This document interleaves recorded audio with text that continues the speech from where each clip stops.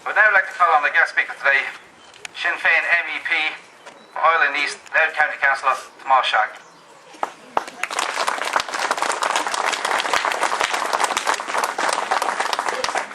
My good Paddy. Paddy's predicted me as an MEP, so I'm going to predict Paddy McQuillan as a Louth County Councillor for Drogheda West here today on Easter Sunday in Drogheda. All across Ireland this morning and all across the world in different parts, there are people gathering like we are here this morning to commemorate the men and women of 1916, the boys and the girls of 1916 who also went out because they believed in the proclamation, because they believed that a better Ireland was possible, and because they had hopes and dreams for the future. And that's why we're all here again here today in Drogheda. And that's why it's an honour for us all to be here, and especially for me to be in Drogheda today. Growing up in North County Louth, I often heard about Maureen O'Neill. I often heard of Ray Buckley, and I often heard of Ruth Churchill. But to actually be here with them on an Easter Sunday morning, it is a very proud moment for me as an Irish Republican, and to be along here alongside the young members of the Colour Party and all the members of the Republican movement here this morning. When we gather here today and we're commemorating the 1916 Rising and everybody who fought then and ever since then for the independent Irish Republic, we also mark the 90th anniversary of the first Dáil. That was the first and only since democratically directly elected Parliament of the people of Ireland. That first Dáil resulted from the efforts of those who fought in 1916, and it inspired those who fought in the Tan War of 1919 to 21. Sean Halpin, he was one of the brave young men who marched out in Drogheda in 1916.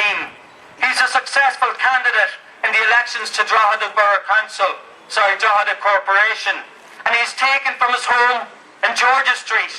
He's brought to Mordington Road, and on the 9th of February 1921 he was shot in the back by cowards. In 2009, Republicans remain committed to the same ideals of the proclamation, to the objectives of independence, unity, social equality that we proclaimed in the first Dáil.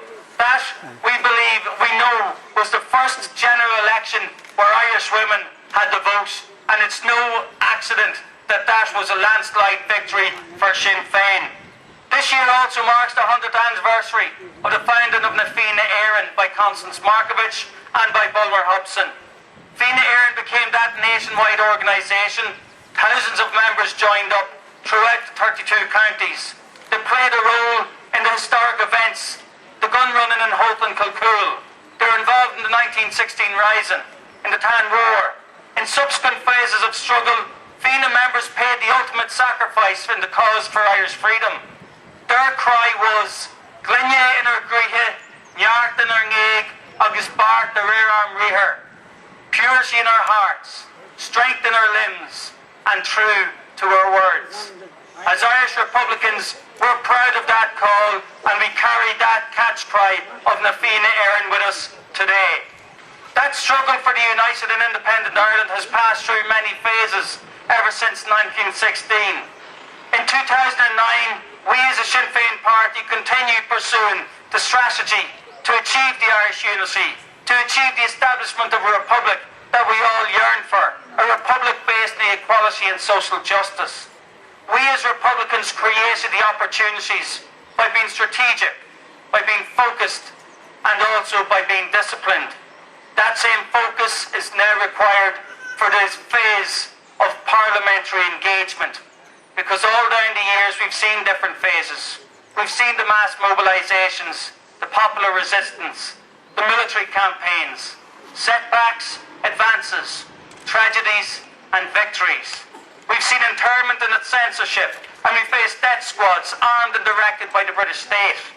We've seen electoral gains, and we are now in parliamentary engagement. It must be done. It's a difficult, it's a frustrating phase, but parliamentary engagement must be done because the Irish people need it. We are the voices in our communities. We lead, we care, we work. We campaign for the people, be it Dom Wilton, the Imelda Munster, Paddy McQuillan, Matthew Coogan, Pierce McGill, Arthur Morgan, Keevan O'Kalon, myself, we work for our communities. This government has decided to close down democracy. They've refused to accept the will of the people in the Lisbon Treaty. And last week they announced the death of a national forum on Europe. They're only one small step from the cry of a totalitarian ideal, that it's easier to dissolve the people and to elect another. Let us all leave today knowing that we should dissolve a government and elect one that cares. The most pressing concern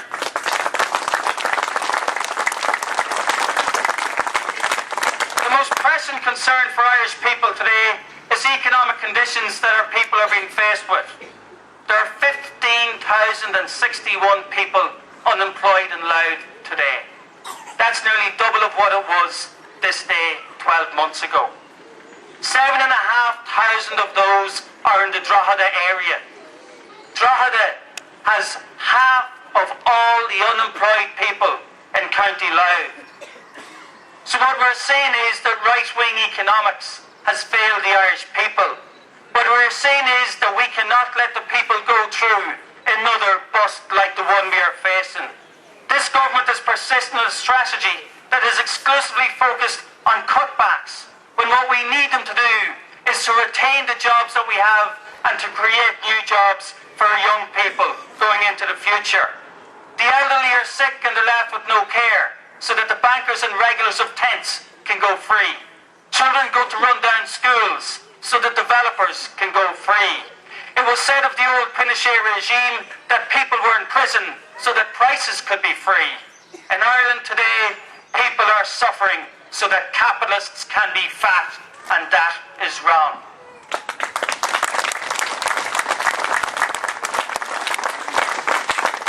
So it wouldn't be good enough to replace one right-wing-led coalition with another. There would be no difference, because the golden rule of right-wing economics would remain. That golden rule, those who have the gold make the rules. We as ordinary Irish people, we reject that rule. Jim Larkin lit the fire that blazed in 1913, a fire that forged the struggle of the Great Lockout, and a trade union movement that grew from strength to strength. James Connolly led the vanguard of that movement in the Irish Citizens' Army, and he played a pivotal role in the 1916 Rising. Organised workers, organised labour movements, defeated conscription in the general strike of 1918. The ideals of Connolly were enshrined in the democratic programme of the First Dáil. The First Dáil that the main parties actually forgot about. So of course they've already rejected the ideals of the First Dáil. So ever since then, workers, trade union movements have been crucial in working alongside us Republicans to try to make Ireland a better place. So as we look at Easter morning, and Easter even before there's such thing as Christianity, was recognised by the human psyche as a time of regrowth, renewal, regeneration. We as Republicans will focus on regrouping, regrowing, regenerating, reorganising, because let one thing be very clear. As Republicans, we do not focus on holding on to political seats or retaining political seats. Every seat on every council and in the Dáil and in Europe is won as of new at every single election. Let's leave here this morning focused on having a stronger team for Drogheda, a stronger team for Louth, a stronger team for the people of Ireland, so there will be a gubber, a taku, and a bua le chéile for Milo Mayo Gupalair.